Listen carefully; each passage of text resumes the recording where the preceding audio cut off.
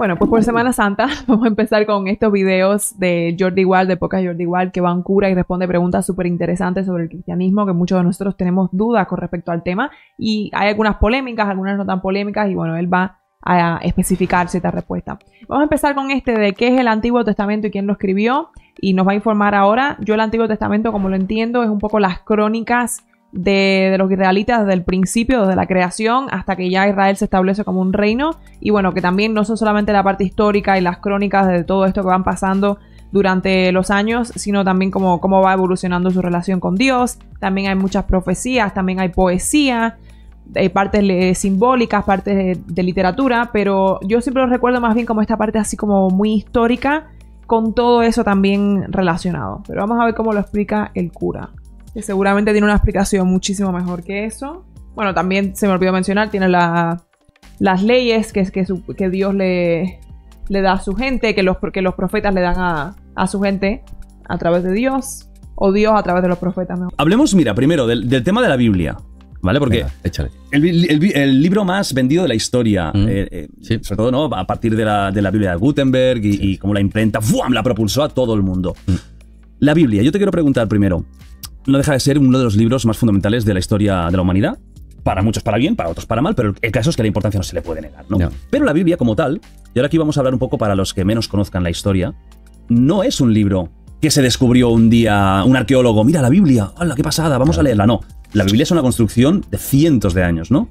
Bueno, cientos de años si fuéramos de los dinosaurios, no, pero sí que hubo muchos tiempos. Hombre, cientos porque claro, la primera parte, que son las tradiciones hebreas, las judías, nos remontamos a bastante anterior de Cristo, ¿no? El siglo, el 3000 antes de Cristo aproximadamente. O sea, imagínate. De una construcción de 3000, casi 4000 años. Venga, podemos tirar por ahí. Esto es el Antiguo Testamento, ¿eh?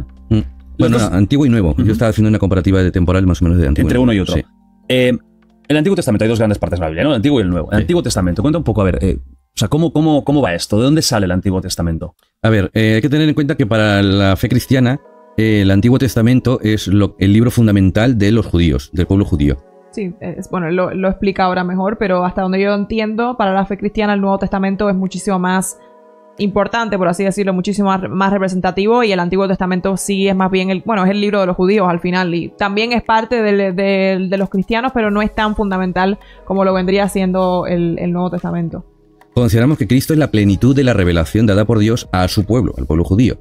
Por tanto, Jesús no rompe con lo anterior, sino que lo lleva a su plenitud. Esto implica de que todos los libros del Antiguo Testamento han de ser conservados e interpretados a la luz de Jesús. No sé. E incluso en el Antiguo Testamento, el Dios que aparece ahí, de una forma literaria, por así decirlo, ¿no? El Dios que aparece ahí, pues es un personaje muchísimo más... Tiene mucha más ira, es incluso vengativo, versus que el Dios que aparece en el Nuevo Testamento, pues nada que ver, es muchísimo más misericordioso. Son versiones bastante diferentes, sin duda. Porque es la plenitud. Y obviamente, todos los libros que se redactaron en torno a la figura de Jesús, nuestro Nuevo Testamento, claro, tratan de iluminar o especificar, concretar lo que le enseñó. No sé. ¿Cuándo se dejan de tener en cuenta los libros? Cuando muere el último apóstol. O sea, cuando el último apóstol la palma, ahí ya se acaban los libros inspirados por Dios. Porque tiene que haber habido una experiencia cercana. No de un iluminado, no de alguien que ha sido abducido, no en ese sentido, sino que ha conocido personalmente a Cristo. Por eso el último libro es el Apocalipsis, que consideramos que el redactor fue San Juan, el último de los apóstoles en morir, que murió de viejo. No sé. Por eso el Antiguo Testamento para nosotros es valioso porque Dios poco a poco, de modo gradual, fue preparando a su pueblo a la plenitud que nosotros entendemos que fue Jesucristo.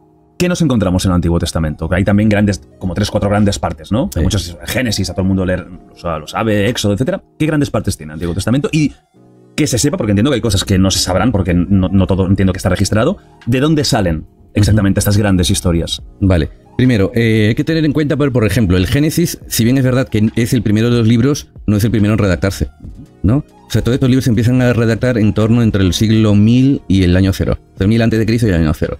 O sea, en su mayoría a redactarse. Toda la transmisión previa era oral, ¿no? Que se sabe que existía ya de mucho antes. Claro. Y claro, había un ejercicio de la memoria muy tocho para que se pudiera perdurar en el tiempo, ¿no? Y luego se pusieron por escrito, echando mano, por ejemplo, en el caso del Génesis, echando mano de la cultura del momento. O sea, algunos dicen, no, es que el relato del Génesis tiene muchas relaciones con relatos antiguos. Sí, pero es que también tiene muchas diferencias. ¿Se ha inspirado en eso? No pasa nada. No ha sido un copia y pega, ¿no? Sino porque ha querido a mí recoger lo que todo el mundo ya conocía y entendía y lo ha querido utilizar como un medio de mostrar lo que Dios quiere transmitir. O sea, por ejemplo, el relato de la creación, que a todas las bestias del campo y los astros del cielo los llamen no por un nombre, sino como bestias y astros, en una generalidad, les quita personalidad, porque el redactor del Génesis está queriendo decir, no son dioses, son criaturas, han salido de la mano de Dios, con lo cual no los invoques. O sea, en el trasfondo es ese. Por eso se diferencian de los relatos de su época, que sí que le ponían nombre, todo aquello, estas historias. Ahora, hay grandes grupos, sí. Los 5 primeros que fueron adjudicados en su momento a Moisés: Génesis, Éxodo, Levítico, Deuteronomio, y se me ha olvidado uno. No me acuerdo ahora. Se me ha ido y me van a matar. Me van a matar. Te van a matar, con esto.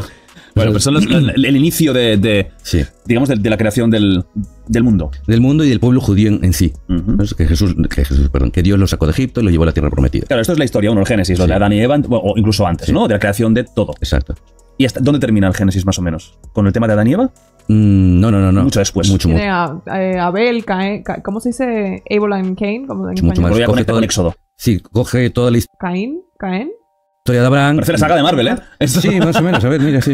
el universo compartido. Y después, si recuerdo, no sé, hace mucho tiempo que yo no me he leído la Biblia entera. Quiero hacerlo, y de hecho no tiene nada que ver con este video. Caín y Abel, gracias. No tiene nada que ver con esto que estamos viendo ahora. Pero llevo toda la vida, porque yo he leído algunas partes y tengo bastante buena idea más o menos de algunas cosas que suceden.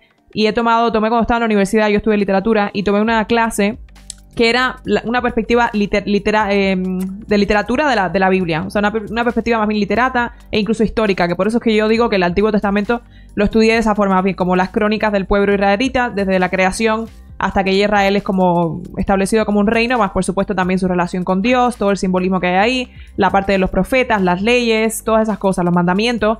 Pero ¿qué estaba diciendo? ¿Cómo llegué ahí? Ah, sí, que nunca lo he leído entero y siempre he dicho como quiero leerlo, y es que además la gente no se da cuenta, sobre todo en Occidente, la gente no se da cuenta hasta qué nivel la Biblia y todo el cristianismo en general es súper relevante, y sobre todo para personas que quieren estudiar literatura o que les ha interesado o que leen libros. O sea, el simbolismo bíblico es enorme en la gran parte de nuestra literatura occidental.